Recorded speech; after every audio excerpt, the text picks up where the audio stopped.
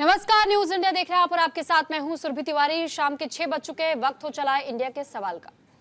तो देखिए, वक्फ संशोधन बिल 2025 लोकसभा के पटल पर तो रख दिया गया।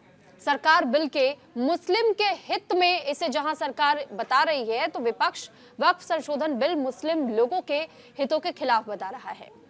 विपक्ष से संविधान के खिलाफ बता रहा है, तो केंद्र सरकार के मंत्री ने बिल के खिलाफ यहां तक कह दिया कि अगर वक्फ बिल में संशोधन नहीं हुआ तो कल देश की संसद पर भी वक्फ दावा कर सकता है। ऐसे भी वक्फ की बेहिसाब प्रॉपर्टी पर एक दो बार नहीं, हमेशा ही सवाल उठते रहे हैं। अगर साफ गोई और सियासत से परे अगर सोचा जाए तो एक बात हर किसी के जहन में आता है कि आखिर वक्फ पाक साफ है तो इस पर सवाल क्यों उठते रहे हैं। अगर सरकार इसकी पारदर्शिता के लिए नए संशोधन बिल ला रही है तो फिर इस पर सियासत क्यों हो रही है? क्या इसके पीछे सियासतदानों की कोई मजबूरी तो नहीं है? क्योंकि वक्फ बिल में पहली बार तो संशोधन नहीं हो रहा है। आज इसी मसले को लेकर के हम चर्चा करेंगे। हमारे साथ मेहमानों का एक बड़ा पैनल भी होगा, लेकिन उससे पहले आपको दिखाते हैं एक खास report.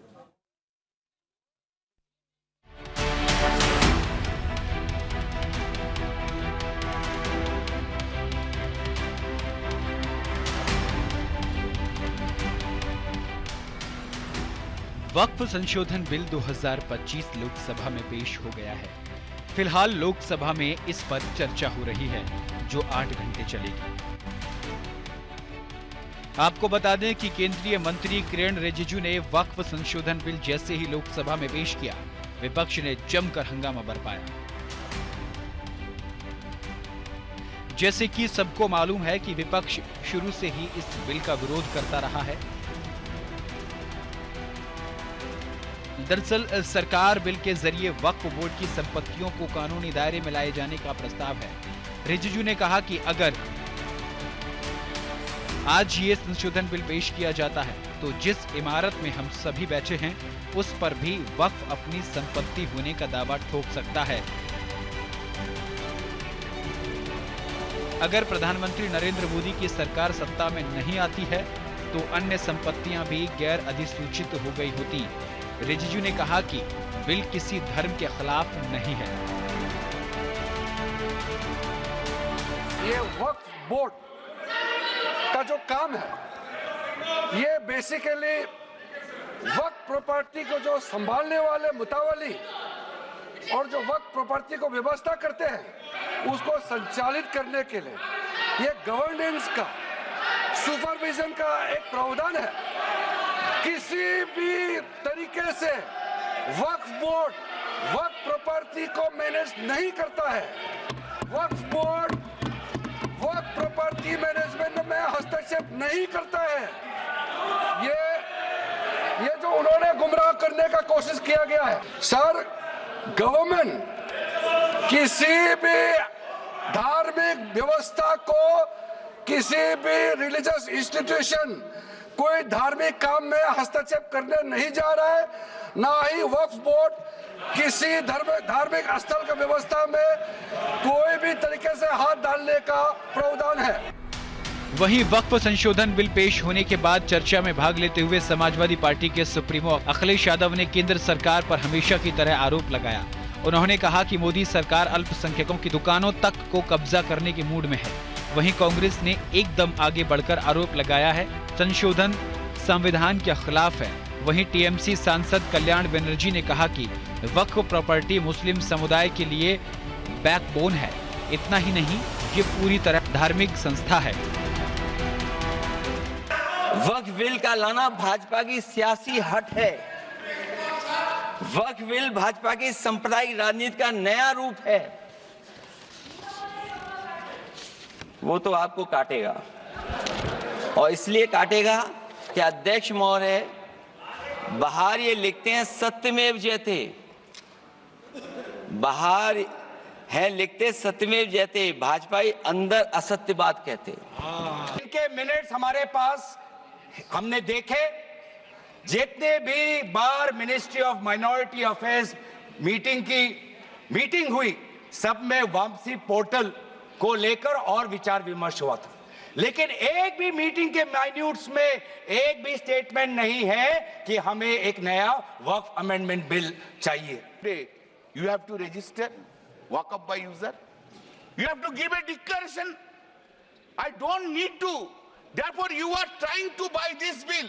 You are trying to take away the basic reason of all the judgments of the Supreme Court. वहीं बिल के समर्थन में एनडीए के सांसदों ने विपक्ष का पुरजोर जवाब दिया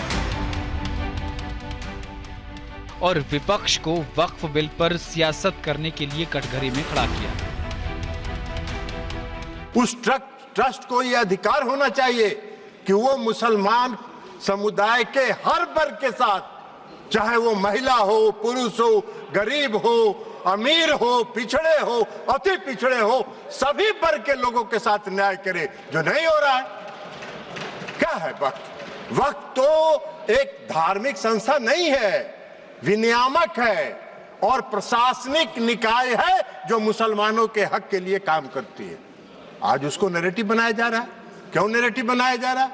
आप मोदी जी को कोस रहे हैं। अरे भाई, मोदी जी का चेहरा अगर आपको पसंद नहीं आता है तो मत देखिए मोदी जी की तरफ, उनके अच्छे काम का प्रशंसा करिए। और सर, मैं पटना साहिब का सांसद हूं सर। हमारे क्षेत्र में गर्दनी बाग में सर एक सरकारी जमीन पर तालाब है जहां लोग छठ में अर्घ देते हैं सर। हाई कोर्ट में सरकार ने कहा कि यह सरकारी जमीन है और वहां से 5-7 किलोमीटर दूर एक कब्रिस्तान है, 1920 का रिकॉर्डेड। कुछ लोग कहते हैं ये हमारा वक्फ है। हर बार छठ में खड़े हो जाते हैं। फतवा में यही काम किया। अभी तो सर अभी तो 113 बात की गई दिल्ली की। मैं सुन रहा था, उन्होंने कहा जो फोर्ट विलियम है ना कलकत्ता में, सेना का कमांड, वो भी हमारा वक्फ है। अब आगे तो कहेंगे कि पूरा हिंदुस्तान वक्फ है, क्योंकि हमारे यहाँ तो हमारे सम्राट हुए थे। क्या देश ऐसे ही चलेगा क्या? बहरहाल, भले ही विपक्ष बिल पर सरकार की नीयत पर सवाल खड़े हो रहे हैं, लेकिन केंद्र सरकार बिल को मुस्लिम समाज के हित में बता रही है। सियासत के बीच अहम सवाल यह है कि वक्फ बोर्ड की बेहिसाब संपत्ति पर सवाल उठते रहे हैं। ये कोई नहीं बता रहा है कि अगर संशोधित बिल से वक्फ बोर्ड की प्रॉपर्टी में पारदर्शिता आती है तो किसी को तकलीफ नहीं होनी चाहिए। न्यूज़ इंडिया के लिए भानु प्रकाश की रिपोर्ट।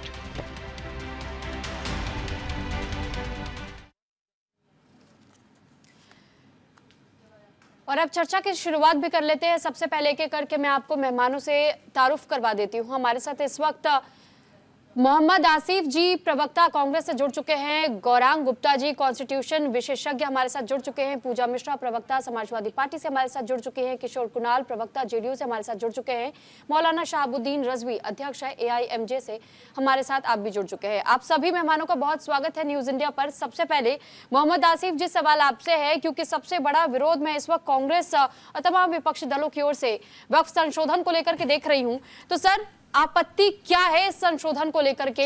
आपसे सबसे पहले समझना चाहूंगी। संशोधन आप करते हैं, कौन सी कमेटी बनाते हैं आप? किससे राय लेते हैं आप? सरकार कहती है हमने माइनॉरिटी से राय ली। सरकार ने कहा था हमने किसान बिल के ऊपर किसानों से राय ली, 780 किसानों की जान ले ली, बिल वापस लेना पड़ा आपको। एक किसान संगठन सामने नहीं आया, जो भारतीय जनता पार्टी जुड़ा था वो तो सामने आया, बाकी हिंदुस्तान का कोई संगठन सामने नहीं आया जिससे राय ली गई हो। ऐसे इसी बिल के अंदर सरकार कहती है हमने राय ली, इनके पास एक नुमाइंदा ना लोकसभा में राज्यसभा में है भारतीय जनता पार्टी के पास में, और वो कह रही है हमने राय लेके इसको हम काम कर रहे हैं, उसके बाद हम बिल लेके आए। बिल लाने के बाद में जिस तरीके से जेपीसी का गठन किया सरकार ने, उस गठन के बाद में एक भी विपक्ष के किसी भी शख्स की राय को नहीं माना और कूड़े खत्ते में उसको डाल दिया गया। उसके अंदर आपने वक्त भी बर्बाद किया सांसदों का और पैसा ही बर्बाद किया। उस कमेटी के चेयरमैन कौन? जगदेव पाल, वो फैसला लेंगे। आपके पास एक ऐसा नुमाइंदा भारतीय जनता पार्टी को नहीं मिला जो उस वक्त संपत्ति से आता हो और उसके अंदर बैठ के अपनी राय रख सके। यही दोहरी मानसिकता भारतीय जनता पार्टी की है। जब आप राम मंदिर ट्रस्ट बनाते हैं तो आप कहते हैं अयोध्या का डीएम अगर गैर हिंदू होगा तो एडीएम उसकी कमान संभालेगा, क्योंकि वो हिंदुओं का सवाल है। यहां आपको मुसलमानों का वक्फ का कोई सवाल नजर नहीं आ रहा। वक्फ मुसलमान करता है, दूसरे धर्म का शख्स वक्फ नहीं करता, ना वक्फ में उसके अंदर कोई योगदान होता, ना वक्फ लिया जाता उससे। उसका फैसला भारतीय जनता पार्टी के चुनिंदे नुमाइंदे करेंगे, कोई वक्त से जुड़ा हुआ शख्स नहीं करेगा। तो सरकार का जो दोहरा चरित्र है ना, सर, ये वो किसने सबके कहा सामने कि बीजेपी रही। दूसरी बात, से सरकार कहती जुड़े हुए लोग ही है इससे सिर्फ इसमें संशोधन कर पाएंगे। पारदर्शिता आएगी। दिल्ली के अंदर 300 साल पुरानी मस्जिद शहीद कर दी गई, महरौली के अंदर सारे पेपर डॉक्यूमेंट मौजूद थे, लेकिन क्या हुआ? कुछ नहीं। ये सरकार की जो तानाशाही है ना, जो देश को मोहब्बत को खरबदम करने में लगी पड़ी है, कहां लेके जाएगी इसका तो शायद वक्त ही बताएगा। कि देश को, हिंदुस्तान की जनता जो आज इनसे धोखे में जी रही है, जिनको आज 40% आबादी पसंद नहीं करती, वो कहते हैं हमने पूरे हिंदुस्तान से राय ली है। 40% आबादी पसंद नहीं करती है सर, लेकिन मुस्लिम समुदाय से जुड़े हुए महिलाएं ऐसी है। मोहम्मद आसिफ जी, आप देख लीजिए जरा सा, आज भोपाल की वो तस्वीर है, आज भोपाल की वो तस्वीर है सर, भोपाल की आज तस्वीर सामने आई है जिस वक्त संसद में ये आवाज गूंज रही थी, उस दौरान भोपाल में कई महिलाएं समर्थन में उतरी थी इसके। सर, भोपाल में मुस्लिम महिलाएं समर्थन में उतरी इसके, मोदी जी के पोस्टर लेकर के वो उतरी, धन्यवाद भी किया गया। और आप कह रहे हैं कि कोई इसके समर्थन में नहीं खड़ा है। आपको तकलीफ इसलिए है क्योंकि आपकी सरकार ने सबसे पहले इसमें सबसे ज्यादा इसमें संशोधन किया और उसके बाद से असीमित शक्तियां दे दी। आज क्योंकि सरकार आपकी नहीं है, एक वक्त वो भी हुआ करता था संसद के भीतर जब विपक्षी दलों के कई चेहरे बड़े बड़े नजर आए थे जिन्होंने वक्फ संशोधन के लिए आवाज उठाई थी और ये कहा था कि इसमें संशोधन होना चाहिए। जो महिलाएं, पुरुष, मुसलमान मिठाई बांट रहे हैं, खुशी के थाने बजा रहे हैं, जो भारतीय जनता पार्टी के लिए दिखाना चाह रहे हैं हम साथ हैं, वही वक्त के अंदर शामिल होते ना, वो कमेटी में कहां चले गए? वही लोकसभा राज्यसभा एमपी होते, पता चलता है इनका लोगों का, उनका भी मालूम होना चाहिए ना किस लिए मिठाई बांट रहे हैं। तो सर, उनका हिस्सेदारी क्या है? तो इस वजह से हिस्सेदारी बताइए ना, उन लोगों की हिस्सेदारी। आपने भोपाल का जिक्र किया, पूछिए भोपाल से एक मुसलमान सांसद होता ना भारतीय जनता पार्टी के अंदर, लोकसभा नहीं था, राज्यसभा होता, मोहब्बत लेके आते, आप क्यों लेके नहीं आए? ठीक है, मैं आपके इस सवाल का भी जवाब ले लूंगी। ये सब ढोंग है। ठीक है, ये ढोंग है सरकार का। ठीक है, तो यहाँ पे के लोग हैं जो कि ये ढोंग कर रहे हैं। मैं कह रहा हूँ ढोंग लोग हर वक्त के अंदर आपको जयचंद मिलेंगे, कोई भी कॉम्युनिस्ट मिलेंगे। ठीक है, ऐसा नहीं आज है। आपके पास लौटूंगी, आपके पास लौटूंगी। शुरुआती रिमार्क एक बार मैं सभी गेस्ट से लेना चाहूंगी। आसिफ जी, आपके पास लौटूंगी, बोलने का आपको पूरा आगे भी मौका मिलेगा। अब इसी से जुड़ी हुई जानकारी में थोड़ा सा कॉन्स्टिट्यूशन विशेषज्ञ, साथ ही साथ अब तक जितनी बातें समअप करने की कोशिश की जाए तो सबसे पहले हम गौरांग गुप्ता जी से भी समझ लेते हैं। कॉन्स्टिट्यूशन विशेषज्ञ हमारे साथ इस वक्त जुड़े हुए हैं। गौरांग गुप्ता जी, हमने अभी गृह मंत्री को भी सदन के भीतर सुना और उन्होंने भी अपनी बात को रखा भी और ये भी कहा कि बार बार सिर्फ भ्रम फैलाने की कोशिश माइनॉरिटी कम्युनिटी के बीच में की जा रही है, जबकि अगर इसमें संशोधन होता है तो ये उनके हक के लिए, उनके हित के लिए होगा, उन्हें नुकसान पहुंचाने के लिए नहीं होगा। इस बारे में सर आपसे थोड़ा सा डिटेल में मैं समझना चाहूंगी।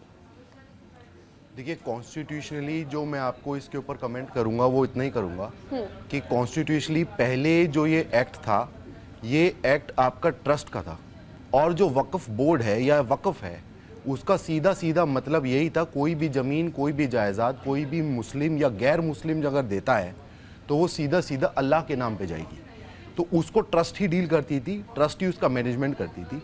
अब कॉन्स्टिट्यूशनली उसको चेंज किया गया है, उसको एक management empowerment and development act का रूप दे दिया गया है।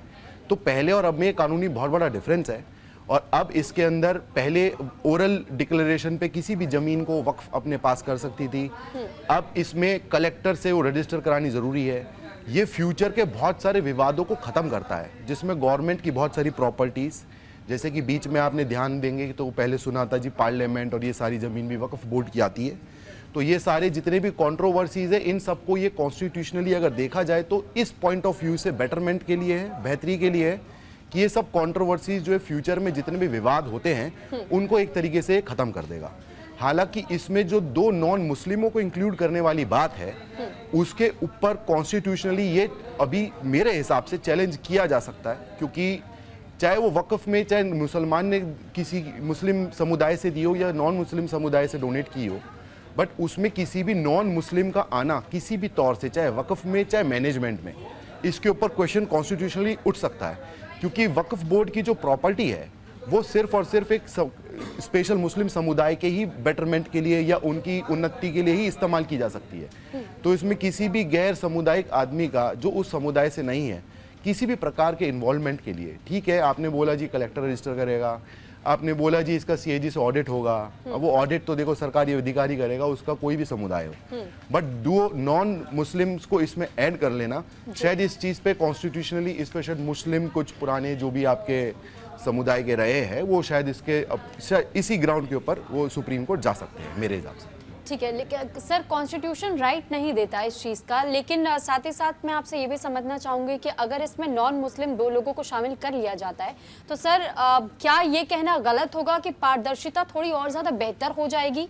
क्योंकि अब तक हमने देखा है कि कई एनक्रोचमेंट्स के मामले सामने आए, जो ट्रिब्यूनल के पास जब जाता है कोई भी मामला तो अभी तक भी कई ऐसे केसेस हैं जो कि पेंडिंग चल रहे हैं और उन पर अभी तक कोई कार्रवाई नहीं हो पाई है। कई ऐसे मुस्लिम कम्युनिटी से ही लोग हैं जिन्होंने केसेस फाइल की हैं, लेकिन ट्रिब्यूनल में उनकी सुनवाई नहीं हो पाई है, वो सिविल कोर्ट्स तक मूव ही नहीं कर पाते। तो ये इस बारे में मैं थोड़ा सा आपसे और इसी पर मैं बारीकी से समझना चाहूंगी कि अगर क्या ऐसा होता है मुमकिन और ये चेंजेस आ जाते हैं, नॉन मुस्लिम्स अगर 2 लोगों को शामिल कर दिया जाता है तो क्या पारदर्शिता बढ़ेगी? सिर्फ इस नजरिए से इन्हें शामिल करने की बात इसमें कही गई है या इसके लिए कुछ और भी प्रावधान हम कह सकते हैं कि आगे आने वाले समय में हम देख पाएंगे?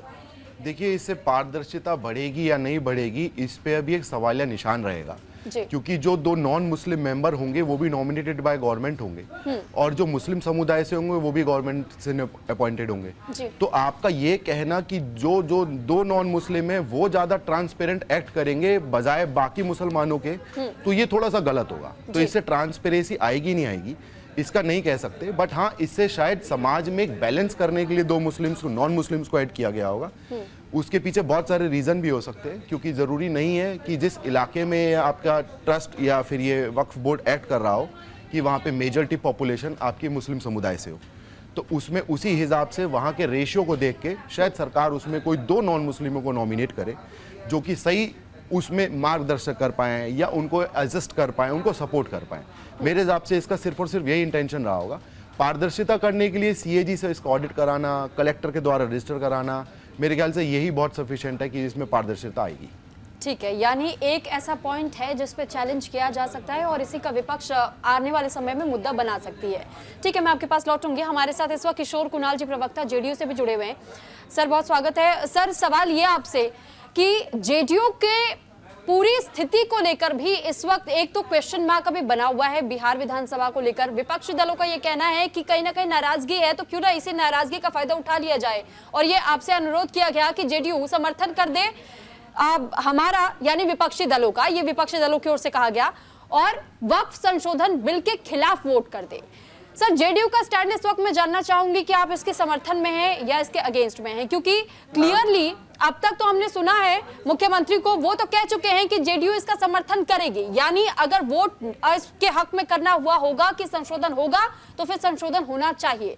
आपसे जानना चाहूंगी सर। देखिए, जेडीयू और हमारी सरकार ने इस एक्ट के जो ड्राफ्ट आया था इसका, वो हम लोगों ने इसके लिए कई तरह की मीटिंग करी, मुस्लिम संगठनों के साथ, मुस्लिम नुमाइंदों के साथ, और मीटिंग करके सरकार की तरफ से और संगठन की तरफ से, दोनों तरफ से हम अपनी चिंताओं को केंद्र सरकार को अवगत कराया। कुछ हमारे अमेंडमेंट थे जिनको मान लिया गया, और अभी जो स्थिति बन रही है जिसमें हमारी पार्टी को यह लगता है कि अगर यह एक्ट आता है, यह अमेंडमेंट होता है, तो यह मुस्लिमों के हित में होगा, और हम चाहते हैं, हमारी सरकार लगातार मुस्लिमों के हित में काम करती रही है जी। और इस उद्देश्य से अगर मुस्लिमों के संपत्ति का सही से संधारण होगा, उनमें ट्रांसपेरेंसी आएगी, तो हम उसके साथ हैं जी। ठीक है, अब मोहम्मद आसिफ जी, एक बार फिर मैं आपके पास लौट रही हूँ। अब तक आप सभी को सुन चुके हैं, गृह मंत्री को भी आपने सदन में सुन लिया है, तो अब आपसे मैं समझना चाहूंगी कि तकलीफ क्या है, क्योंकि ये तो क्लियरली गृह मंत्री ने भी कह दिया है कि देखिए हम ऐसा कुछ भी नहीं कर रहे हैं जिससे किसी भी माइनॉरिटी कम्युनिटी को नुकसान पहुंचे, या फिर जिस तरह का भ्रम फैलाने की कोशिश इस वक्त लोगों में की जा रही है, ऐसा कुछ है नहीं। अगर आप इस पूरे मामले को समझेंगे या फिर सब कुछ समझने और पढ़ने के साथ में ये समझ पाएंगे कि जिस संशोधन का हम जिक्र कर रहे हैं वो सिर्फ और सिर्फ बेहतरी के लिए है, पारदर्शिता बढ़ जाएगी, केसेस जो पेंडिंग चल रहे हैं उन पर सुनवाई हो पाएगी, रजिस्ट्रेशन हो पाएगा, मैपिंग हो पाएगी। सर दिक्कत क्या है? दिक्कत क्या थी, जब इलेक्शन कमीशन का चुनाव हो रहा था जिसमें एक नेता, सरकार का एक विपक्ष का नेता, एक चीफ जस्टिस, आपको सुप्रीम कोर्ट सर कानून बनाकर संशोधन क्यों करना पड़ा? किस बात की दहशत अमित शाह जी, नरेंद्र मोदी जी को थी कि हमारे सरकार के 2 लोग, एक कैबिनेट मिनिस्टर, एक प्रधानमंत्री उसके अंदर होंगे? आपने ऐसा संशोधन क्यों किया? जरा देश को बताया आपने। क्या डर था आपको? कहीं आपकी मर्जी का इलेक्शन कमीशन नहीं आएगा? अब जिसको 2 लोग 3 में से 2 चुनेंगे, सही गलत बात की बात है वही आएगा। कि आपको चीफ जस्टिस पे यकीन नहीं था, सही फैसला नहीं लेंगे वो? मैं वही कह रहा हूं ना, ऐसी क्या दहशत थी आपको कि आपने पूरा ही संविधान को चेंज कर दिया और अपने मन मुताबिक इलेक्शन कमीशन को लेके आ गए। और वही इलेक्शन कमीशन जब से बने, उनसे कोई भी सवाल विपक्ष कर ले, वो जवाब देने को तैयार नहीं है। ऐसा लगता है यही मानसा नरेंद्र मोदी, अमित शाह जी की थी कि मन मर्जी का इलेक्शन कमीशन बैठा लिए और जो चाहे वो कीजिए। इसकी शुरुआत लोकसभा चुनाव से हो चुकी थी कि लोकसभा चुनाव इतना लंबा कर दिया गया, फिर बाद में जब चुनाव खत्म हुआ तो कहना पड़ा इलेक्शन कमीशन को कि गर्मियों में बहुत लंबा कर दिया हमने, आगे ख्याल रखेंगे। आपको पहले ख्याल का एहसास नहीं था? वक्फ संशोधन, मैं वक्त पे भी आ रहा हूं ना, वक्त पे ही आ रहा हूं मैं इस बात को। मैं पहले आईना दिखा रहा था सरकार का, अमित शाह जी का, जिनको सुन रहे थे। ये पहला ऐसा बिल है जिसके तहत अमित शाह जी कह रहे थे मुसलमानों को डराया जा रहा है। ये दुर्भाग्य है हिंदुस्तान का। ये बिल्कुल ऐसे है जैसे पाकिस्तान के अंदर चुनाव हो और वो कहे माइनॉरिटी आपकी भैंस चुरा कर ले जाएगी, आपका मंगलसूत्र छीन लेगी, 10 साल बाद में आपको माइनॉरिटी का प्रधानमंत्री मिलेगा, आपका कोई रोल नहीं रहेगा। ये दुर्भाग्य हिंदुस्तान का है कि मौजूदा हुकूमत 80% आबादी होने के बावजूद उसे दहशत में रख रही है। कहीं ऐसा ना हो हिंदुस्तान की जनता आपसे 10 साल का हिसाब मांग ले। आपने कहा था हम नौकरियां देंगे, दे नहीं पाए, बेरोजगारी खत्म करेंगे, कर नहीं पाए। आपने नोटबंदी कर कर भाजपा का कार्यालय इतना बड़ा बना लिया, ये सबको मालूम है। हजारों करोड़ रुपए कहां से आया, उसका जवाब आपसे देश की जनता ना पूछ ले। आपसे देश की जनता ये ना पूछ ले हर जिले में आपने 500 कार्यालय अपने बना दिए, जमीन खरीद कर। ये पैसा काला धन है, सफेद धन है। इस सरकार बनने के बाद आपके पास कहां से आया? तो आपका एक ही मंसूबा है कि देश की जनता को हिंदू मुसलमान के इल्जा के रखिए, वो आपसे कोई सवाल ही ना कर पाए। अभी मैं कहूंगा, अमित शाह जी कह रहे थे ट्रस्ट है ये, राम मंदिर के लिए भी ट्रस्ट बनी थी, उसमें भी अधिकारी की बात थी, उसमें भी डीएम अधिकारी होता है, कुछ सड़क पे चलता हुआ राजनेता तो नहीं होता कि उसको उठा के अपने ट्रस्ट में डाल दिया। आपने उसमें 1 करोड़ क्यों रखा? अगर डीएम नॉन मुस्लिम होगा तो एडीएम उसका काम देखेगा। जरा बताएं ना अमित शाह जी, क्यों? देश को समझाएं। जैसे भी आप पवन घंटे सुन रहे थे, वो किस तरीके से देश को बरगला रहे थे और कह रहे थे कि एक परिवार, वो कौन सा परिवार है जिसका बेटा बीसीसीआई का अध्यक्ष है, बल्ला ढंग से चलाना आता नहीं है, कब पता चले किसको पीछे हटाते उसको मालूम ही नहीं है, वो कौन से परिवार से आता है? ऐसा क्यों? पूछे ना, देश को बताइए। अमित शाह जी अपने बच्चे के बारे में बीसीसीआई कैसे संभाल रहा है? वो सिर्फ इसलिए कि देश की सरकार के सर्वोच्च पद पे बैठे हुए सेकंड लीडर का बेटा है, जिसके आगे बोलने की हिम्मत ना बाबा योगी को है ना किसी मंत्री को है। हमने देखा है किस तरीके से सीएम को, नड्डा जी को पीछे हटा, पीछे हट जाओ। ये भारतीय जनता पार्टी में हो सकता है, अमित शाह जी के रहते हुए हो सकता है। ये लोकतंत्र का पाठ पढ़ा रहे थे, पाठ सुन रहे थे, बिल चुप नहीं। मैं बिल पे भी आ रहा हूं ना, मैं जरा आईना जो हमने 45 मिनट सुना, उस आईने के तहत भी तो बात हो जाए ना। सर, हमारे पास भी आईना दिखा रहे थे, समय सीमित होता है। जी, मैं सीमित में खत्म कर रहा हूं जी। वक्फ को अमित शाह जी ने भी कहा, अभी हमारे भाई ने भी कहा, वक्फ सिर्फ मुसलमान करता है और वक्फ पे अधिकार सिर्फ मुसलमान का है। वो 2 लोग क्यों? ये सवाल सबका है। अगर आपको आज ये हालात हो गए हैं कि भारतीय जनता पार्टी के पास एक मुस्लिम नुमाइंदा नहीं है पार्लियामेंट में आके बोल सके इस बिल के बारे में, ये भारतीय जनता पार्टी की नियत और सोच है। बात उस समाज की तरक्की की, महिलाओं के सम्मान की करते हैं। किसी ने रोका थोड़ी। अब आप ये थोड़ी कह सकते हैं कि नहीं, किसी ने इतनी हिम्मत किसी के अंदर नहीं है कि वो संसद में आकर के बोल सके। सर, सड़कों पर भी आप ही के लोग हैं और आप ही के लोगों से जुड़े हुए ऐसे कई चेहरे, कई ऐसे नाम हैं जो कि खुल करके कह रहे हैं कि हम तो इसके बिल के समर्थन में हैं। अगर संशोधन हो रहा है बेहतरी के लिए तो फिर होना चाहिए। महिलाएं इसका खुशी मना रही है।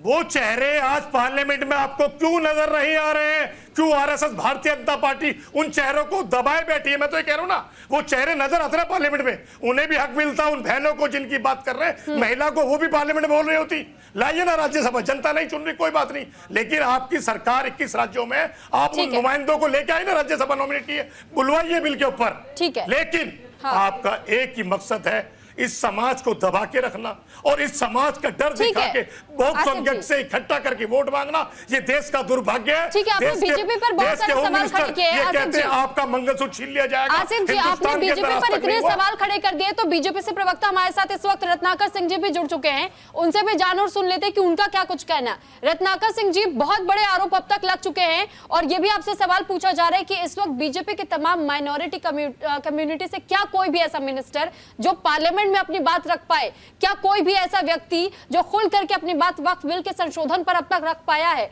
सर, जवाब चाहूंगी। मैं सारे प्रश्नों का जवाब दूंगा, माकूल जवाब दूंगा, बस शांति से सुनने के लिए पैनलिस्ट जो है वो अपना पेशेंस।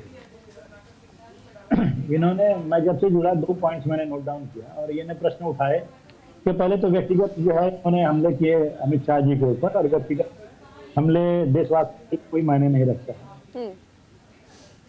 इन्होंने पूछा कि मुस्लिम क्यों, ठीक है, और दूसरा इन्होंने पूछा कि कोई नुमाइंदा जो है संसद में क्यों नहीं है मुसलमान। ये दोनों जवाब मैं दे के उसके बाद आगे की जो है चर्चा करें। बिल्कुल।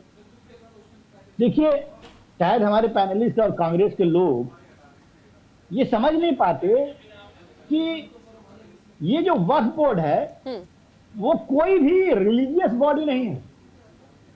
ये सरकार द्वारा गवर्न की गई एडमिनिस्ट्रेटिव बॉडी है और जो भी वक्त की संपत्तियां हैं उन संपत्तियों को जो व्यवस्थित रूप से उसका देखरेख करने के लिए ये बॉडी जो है काम करती है कि कहीं कोई घोटाला तो नहीं कर रहा है, कहीं कोई गैर कानूनी काम तो नहीं कर रहा है, कहीं जो संपत्तियां जो 200 साल 500 साल पहले जो लोगों ने दिया था उस संपत्तियों का सही उपयोग हो रहा है कि नहीं हो रहा है, ये गवर्नमेंट बॉडी जो है वो तय करती है।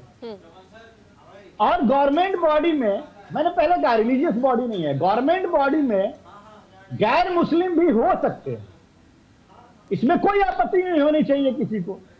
कोई गैर मुस्लिम है तो वो कोई आपके सजदे में, आपके नमाज में कोई थोड़ी हस्तक्षेप कर रहा है भाई।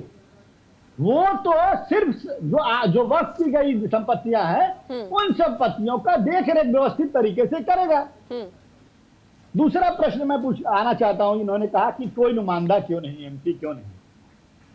मैं आपको एक चीज बता दूं, ऐसे लोग जो सदन में नुमाइंदे सिर्फ भेजने का काम करते हैं और जिताने के लिए इन प्रकार वोट बैंक के नजरिए से मुसलमानों को इस्तेमाल करते हैं। मैं एक चीज कहना चाहूंगा कि भारतीय जनता पार्टी की सरकार और मोदी जी की सरकार पसमानदा मुसलमानों को समृद्ध करने के लिए कृत संकल्प है। हो सकता है कि हम सदन में सांसद को नहीं भेजे, मुसलमान सांसद को, लेकिन महत्वपूर्ण ये नहीं है कि हम सांसद भेजे कि नहीं भेजे, महत्वपूर्ण ये है कि क्या मुसलमानों को इस सरकार में जो केंद्र की नीतियां हैं उनसे फायदा मिला या नहीं मिला। और तथ्य बताते हैं, आंकड़े बताते हैं कि सबसे ज्यादा जो मोदी सरकार और राज्य सरकार की जो बीजेपी सरकार की नीतियों का फायदा लाभान्वित वर्ग कोई है तो मुसलमान वर्ग है, पसमानदा मुसलमान वर्ग है। तो ये सत्य क्यों नहीं बता रहे, अर्ध सत्य बताने का काम कर रहे हैं।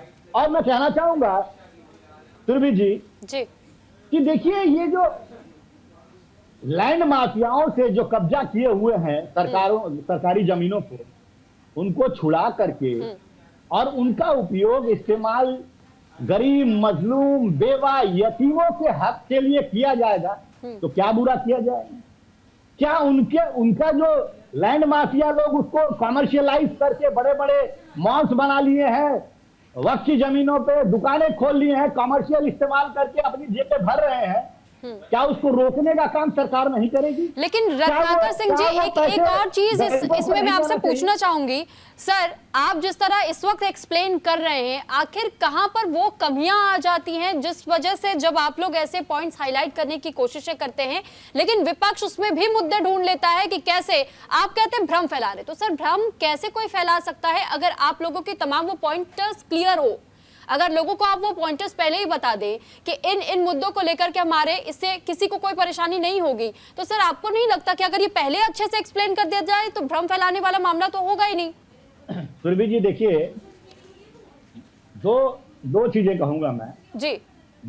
ये मुसलमानों को वोट बैंक के नजरिए से देखते हैं और भारतीय जनता पार्टी मुसलमानों को एक ऐसे नागरिक के रूप में देखती है जिसका 20% जनसंख्या है इस देश में और वह देश की अर्थव्यवस्था में अपनी सहभागिता को सुनिश्चित करता है। इन्होंने भ्रम फैलाने का काम सीएए में भी किया, कहा कि आपकी नागरिकता चली जाएगी, आपके मौलिक अधिकार छीन लिए जाएंगे। किसी की भी सदन में माननीय गृह मंत्री जी ने कहा कि एक भी उदाहरण इस सदन में बता दे विपक्ष कि किसी एक मुसलमान की नागरिकता गई हो। किसी की भी नागरिकता नहीं गई, बल्कि जो विदेशों में अल्पसंख्यक समाज के लोग हैं उनको नागरिकता देने का काम किया गया। और कहा, किरण रिजिजू जी ने सदन में कहा कि इनको माफी मांगना चाहिए विपक्ष को कि इन्होंने झूठ फैलाया। और देखिए आज भी ये झूठ फैलाने का काम कर रहे हैं। सदन में कहा गृह मंत्री जी ने कि 4 साल के दौरान जब वही पसमानदा मुसलमानों को इसका फायदा दिखने लगेगा तो इनकी बातों को फिर से झूठा साबित कर देंगे लोग। तो ये अपने आप झूठे साबित हो जाएंगे, हमको करने की जरूरत नहीं है, ये स्वयं हो जाएंगे। और ये देखिए 75 साल में सिर्फ वोट बैंक की राजनीति के लिए इन्होंने मुसलमानों को गुमराह करके हाशिए में खड़ा कर दिया। बीजेपी का डर दिखाया, बीजेपी 370 लाएगी तो अत्याचार होगा, बीजेपी ये लाएगी तो नागरिकता छिन जाएगी, बीजेपी 3 तलाक लाएगी तो महिलाओं के ऊपर अत्याचार होगा। ये डर दिखाया बीजेपी के खिलाफ। अगर वही डर ना दिखा के उनको नागरिक के रूप में अगर इन्होंने देखा होता तो आज मुसलमान भी मुख्य धारा में चलते। और मैं कह दूं सच्चर कमेटी की रिपोर्ट आई थी तो उन्होंने कहा था कि जो भी वक्त की प्रॉपर्टियां हैं उसको सही तरीके से अगर इस्तेमाल किया जाए तो प्रति वर्ष 12,000 करोड़ का आमदनी होगा जिससे मुसलमानों का भला होगा। आज कितनी आमदनी दिखा रहे हैं? लगभग 125 करोड़ के करीब। ठीक है, मैं आपके पास लौट रही हूँ। मोहम्मद आसिफ जी कुछ कहना चाहते हैं, फिर मैं एक बार और गौरांग गुप्ता जी के पास जाऊंगी, उनसे मुझे कुछ और भी समझना है। जल्दी। इन्होंने कहा पसमंदा मुसलमान 11 साल सत्ता में आपको हो गई, 11 साल से आप पसमंदा मुसलमान कह रहे हैं, आपको एक शख्स नहीं मिला राज्यसभा में पहुंचाने के लिए। 11 साल में नहीं मिला आपको जो आपकी नुमाइंदगी रख के बात कर सके। आप ये कह रहे हैं मुसलमान तमाम योजनाओं का फायदा ले रहा है।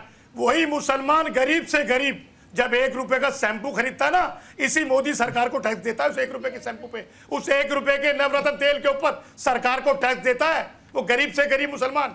कोई भी हिंदुस्तान का शख्स गरीब से गरीब हो, खाने को ना हो, लेकिन सरकार ने कफन और किताबों पे टैक्स लगा दिया। सरकार माला माल हो रही है और भारतीय जनता पार्टी के नेताओं के सर टैक्स तो कांग्रेस के टाइम से भी चल रहा है ना सर। और दूसरी चीज ये भी कि आज क्योंकि मुद्दा वक्फ संशोधन को लेकर है सर, जब आप लोगों के समय में वक्फ के बिल में संशोधन किया गया तब कोई तकलीफ नहीं थी। क्यों? क्योंकि आपके सरकार के समय में उस दौरान हमने देखा कि कैसे उन शक्तियों को असीमित कर दिया गया। एक बहुत पुराना वीडियो अभी सोशल मीडिया पर वायरल हो रहा है जिस इंडिया गठबंधन का, माफ कीजिएगा, इंडिया गठबंधन का जो जिक्र आप कर रहे हैं, इंडिया गठबंधन में ही रहते हुए अभी लालू यादव ये कह रहे हैं कि हम इसके खिलाफ हैं, हम इसके खिलाफ वोट करेंगे। लेकिन 2010 का उन्हीं का एक पुराना वीडियो है जिसमें वो ये खुल के कह रहे हैं कि ये वो लोग हैं जिन्होंने कई ऐसी प्रॉपर्टीज को हड़पा है। सर तब आप कहां चले जाते? इसका जवाब सीधा सा है। अभी भारतीय जनता पार्टी के प्रवक्ता कह रहे थे इसके अंदर जो ट्रस्ट में लोग हैं वो सरकारी लोग हैं, वो इसमें कोई इंटरफेयर नहीं करेंगे। जब राम ट्रस्ट मंदिर ट्रस्ट बना तो डीएम को आपने नॉन हिंदू होने पे बाहर क्यों कर दिया? क्या वो सरकारी अधिकारी नहीं है?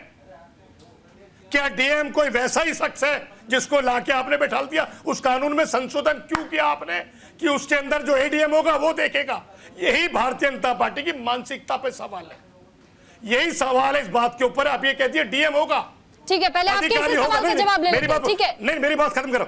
डीएम होगा, अधिकारी होगा, लेकिन मुस्लिम होगा, लाते ना संशोधन जो आपने राम मंदिर ट्रस्ट पे लेके तो आए, सर जवाब वो तो दे रहे संशोधन पे भी लेके रत्नाकर आते सिंह हैं जी।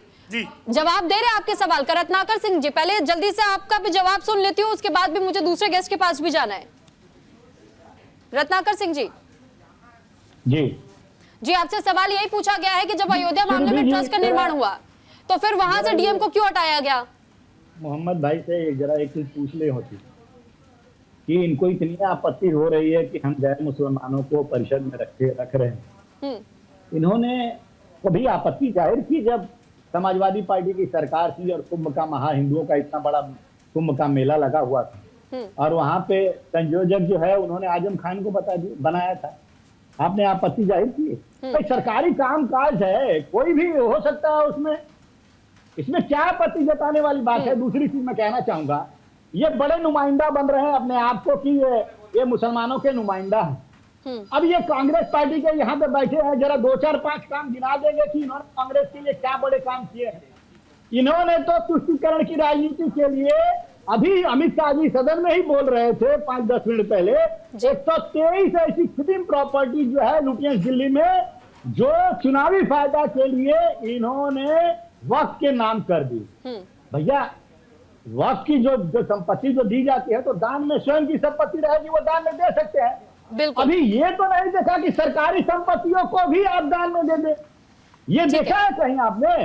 ये सिर्फ और सिर्फ आपके तुष्टीकरण की राजनीति को दर्शाता है। ठीक है, ये बिल्कुल ऐसे दरकारा भारतीय जनता पार्टी जो बिल लेके आई है, ये भू माफियाओं से मिलके लेके आई है, किस तरीके से उन भू माफियाओं को ये जमीन दी जाएगी। यही अमित शाह जी को सुन रहा था, यही उनका कहने का मतलब था कि तमाम चीजें उनको दी जाएंगी। सुन लो जी जी सुरभि जी देखिए जी, तो अभी सदन में ही हमारे केंद्रीय मंत्री जो है वो बोल रहे थे और कह रहे थे, ललन सिंह जी बोल रहे थे जेडीयू की, वो कह रहे थे कि 2 तरह के लोग इस बिल का विरोध करते। एक वो लोग हैं जो तुष्टीकरण की राजनीति के लिए मुसलमानों को बहका करके अपना वोट बैंक साबित करना चाहते हैं, और दूसरे वो लोग हैं जिनको इस वक्फ बोर्ड से कहीं ना कहीं किसी न किसी रूप में लैंड माफिया हो या अन्य माध्यम से इनको फायदा मिलता है, वो लोग जो है इसका विरोध करें। अब ये बता देंगे मुझे, यहाँ पे बैठे हैं, अभी अमित शाह जी ही बोल रहे थे कि एक ऐसी प्रॉपर्टी दी गई है,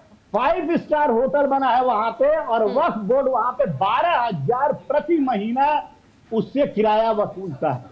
वहां पे 5 स्टार होटल बना है और 12,000 प्रति माह किराया वसूल किया जा रहा है। ठीक है रत्नाकर सिंह जी, ये सरकार जो वक्फ की संपत्तियां हैं उसको गलत जो तरीके से दिया गया, अनधिकृत रूप से उसमें लाभ लिया जा रहा है, तो ये सरकार की जिम्मेदारी और जवाबदेही होती है। ठीक है रत्नाकर सिंह जी, लौटूंगी इस पे मैं एक सेकंड में जवाब दे, मैं एक सेकंड में जवाब खत्म कर रहा हूं। अभी अमित शाह जी बोल रहे थे और अमित शाह जी पहले ही बोल रहे थे कि आपके मंगलसूत्र छीन के ले जाएंगे, आपकी भैंस छीन के ले जाएंगे। क्या अमित शाह जी झूठ बोल रहे थे? किसने छीनी भैंसे? कैसे अब 80% आबादी को हिंदुस्तान की डरा रहे हैं सिर्फ सत्ता के लिए, सिर्फ सत्ता के लिए। जी तो फिर एक काम कीजिए, आप इस सवाल का जवाब आप दे ही दीजिए। आपको जो 123 प्रॉपर्टीज का भी गृह मंत्री ने जिक्र किया ना, तो आप उनका भी ब्यौरा दे दीजिए। मैं दे रहा हूं, जिस तरीके से वक्फ की जमीनों को दिया गया स्टेट गवर्नमेंट को, उसको सेंट्रल गवर्नमेंट क्या करेगी? उनका मालिकाना अपने पास रखकर और सीधा सीधा भू माफियाओं को देगी। ये सरकार का काम है भू माफियाओं के साथ मिलकर काम करना, उन संपत्तियों के ऊपर कब्जा करना जिस पे सरकार की निगाह टिकी हुई है। ठीक है, आप ये बिल्कुल इस तरीके से जैसे महरौली की मस्जिद को, 300 साल पुरानी मस्जिद को शहीद कर दिया गया कागज होने के बाद में, अभी चुनाव से कुछ वक्त पहले। तब क्या आंखें बंद हो गई थी सबकी? क्यों आपने कागज चेक नहीं किया? जब कागज आपके पास लेके पहुंचा आदमी, न टाइम दिया गया रात को। सर तमिलनाडु का एक मामला है, सर तमिलनाडु का एक मामला है, गांव जिसमें 1956 के टाइम पर ही ये कहा गया था कि नवाब अनवरुद्दीन खान ने किसी को वो जमीन डोनेट कर दी थी, लेकिन उसके बाद से ये इसी तरीके से जमीन रोटेट होती रही और उसके बाद एक परिवार के पास जब वो जमीन आई, उन्होंने इस जमीन को क्लेम करने के लिए कागज भी दिखाए, उनके पास डॉक्यूमेंट्स थे। इसके बाद भी इनकार कर दिया गया क्योंकि वक्फ ने उस पूरे गांव की जमीन पर ही कब्जा किया हुआ था और उनका ये कहना था कि वक्फ की प्रॉपर्टी है। वक्फ की प्रॉपर्टी कहते हुए उस पूरे विलेज का वो दस्तावेज नहीं दे पाए सर। दूसरा मामला भी सुन लीजिए, बेंगलुरु ईदगाह ग्राउंड केस आपको याद होगा, उस मामले में भी वो 1850 का केस, लेकिन अब तक भी इसकी पूरी तरीके से दस्तावेज सामने नहीं आ पाए। उसके अलावा सूरत म्युनिसिपल कॉर्पोरेशन केस सामने आया और एक आइलैंड ऐसा भी है जो कि बेट द्वारका जिसको कहते हैं सर, वहां का भी मामला है। शिव शक्ति सोसाइटी सूरत का भी मामला है सर, और कितने मामले आपको गिनाए जाए, यहां तक कि कई ऐसे राज्य है और साथ ही साथ इसके साथ साथ मैं आपको ये भी बता दूं कि कई ऐसी अचल संपत्तियां भी हैं जिनका कोई ब्यौरा नहीं है, कोई डिटेल नहीं है। इसके अलावा सर और ऐसे भी कई मामले हैं जिसपे अभी तक कोई सुनवाई ही नहीं हुई है।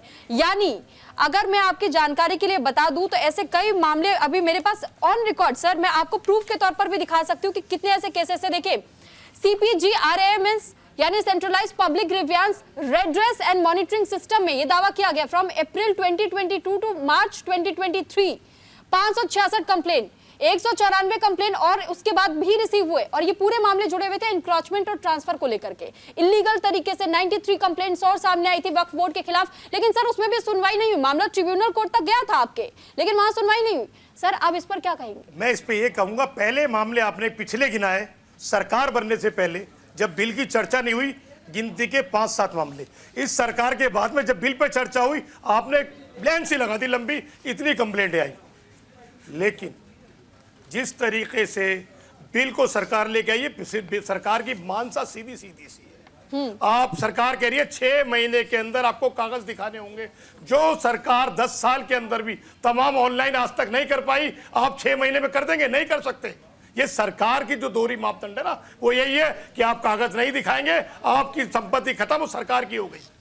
ये कैसा बिल है आपका कि जवाब जिसकी जगह उसको देना, तमाम चीजें उसको लेकर आनी है।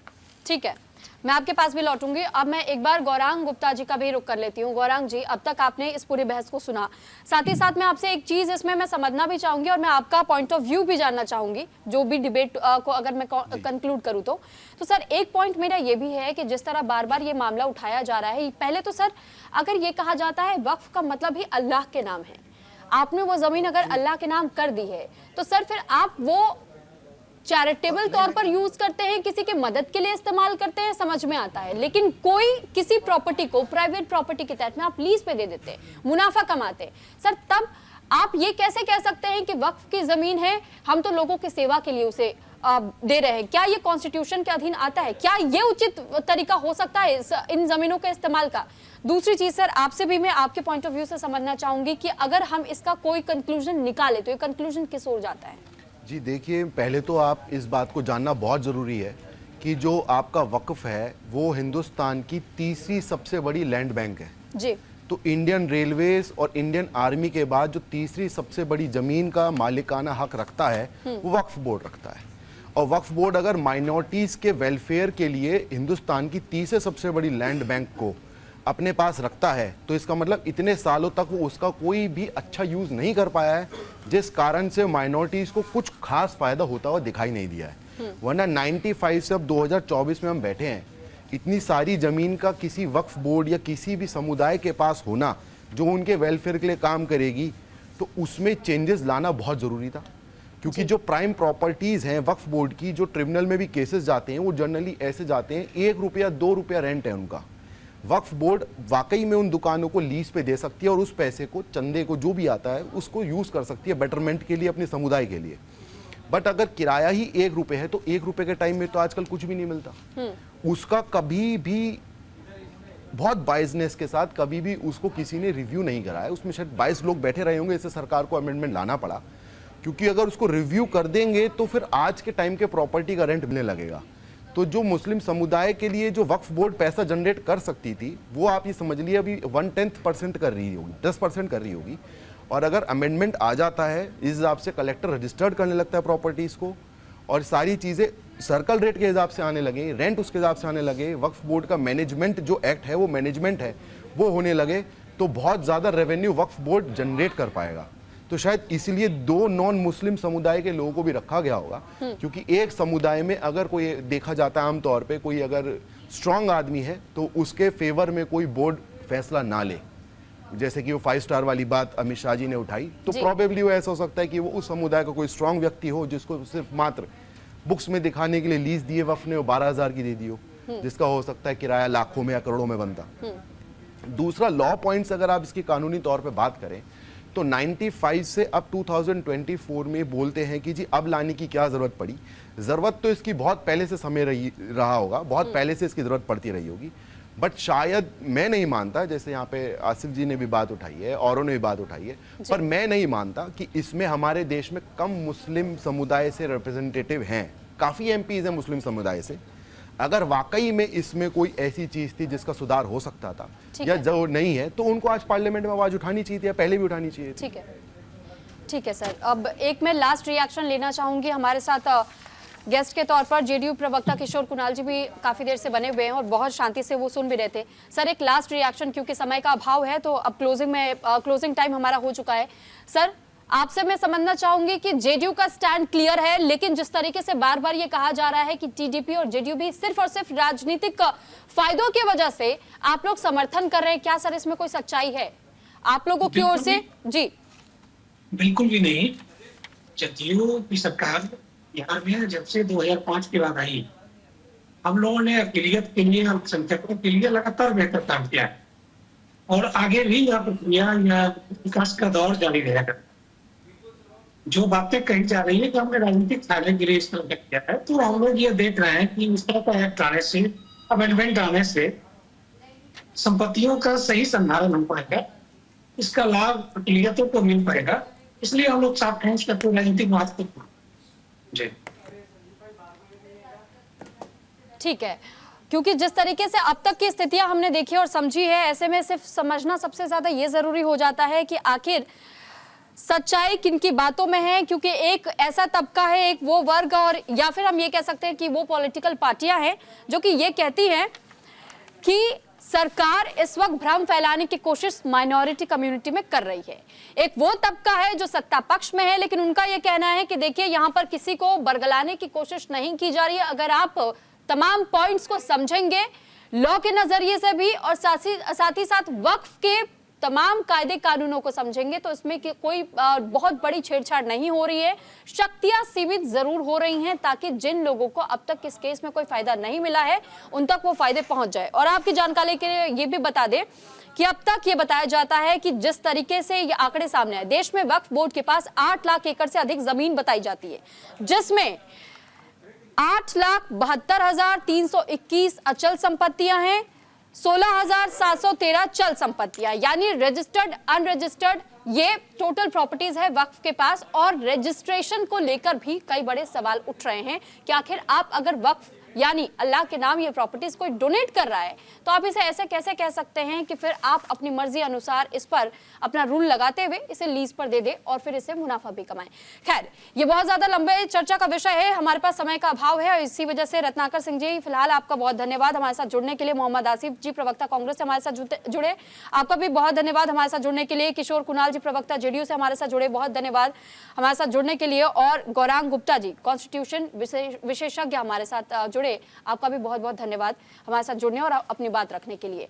तो फिलहाल इंडिया के सवाल में आपको हम पूरी तरीके से, ये आपके ऊपर निर्भर करता है कि आप पहले तो समझिए, जानिए वक्फ संशोधन कानून क्या है, ये बिल क्यों लाया जा रहा है, उसके बाद आप किसी भी पॉलिटिकल पार्टी का स्टैंड लीजिए कि आपको इसका समर्थन करना है या आपको इसके खिलाफ रहना है। नमस्कार।